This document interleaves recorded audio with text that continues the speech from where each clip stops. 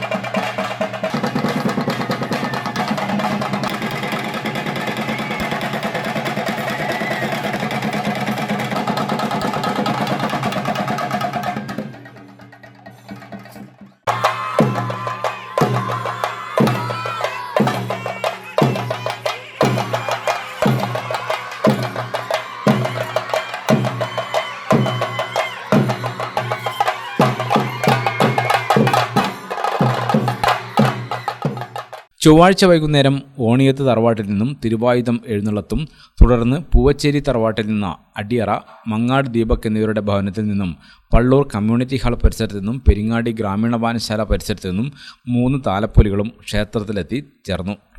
ക്ഷേത്രത്തിലെത്തിച്ചേർന്നു. താളമേളങ്ങളും അലങ്കാര കാഴ്ചകളും താലമേന്തിയ ബാലികമാരും വനിതാ ശിങ്കാരിമേളവും താലപ്പൊലിക്ക് മാറ്റുകൂട്ടി. തുടർന്ന് ചേലോട്ട് എടോളി തറവാട്ടിൽ നിന്നും ഭക്തി നിർഭരമായ തിരുവാഭരണ ഘോഷയാത്ര ക്ഷേത്രത്തിലെത്തി. സർവാഭരണഭൂഷിതയായ ദേവിക്ക് ബ്രഹ്മശ്രീ നീലകണ്ഠൻ നമ്പൂതിരി, മുരളീധരൻ നമ്പൂതിരി, പരമേശ്വരൻ നമ്പൂതിരി തുടങ്ങിയവരുടെ കാർമ്മികത്വത്തിൽ സുപ്രധാന ചടങ്ങായ ഇളനീരാട്ടം, പൂമൂടൽ ചടങ്ങ് എന്നിവ നടന്നു. ക്ഷേത്ര പരിസരത്ത് നിന്നും കലശം വരവ്, ഗുരുദീപ്, പുലർച്ചെ ഗുളികന്തിറ എന്നിവയും നടന്നു. 11 മണിക്ക് ശേഷം ദേവി ഭക്തർക്ക് ദർശനം നൽകി. അന്നദാനവും നടന്നു. ക്ഷേത്ര ഭാരവാഹികൾ നേതൃത്വം നൽകി. ഗ്രാമിക ന്യൂസ്, തലശ്ശേരി.